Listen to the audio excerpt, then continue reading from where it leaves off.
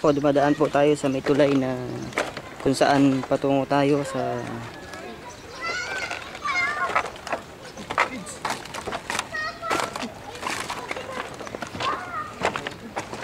patungo tayo dun sa church na pinapagawang bangkod. Ayan. Yan po yung mga estudyante natin na padating. Ayan po.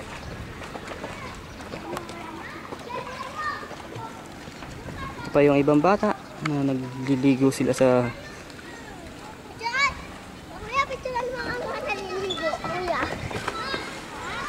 Ay, naman yung ano niligo. teka lang.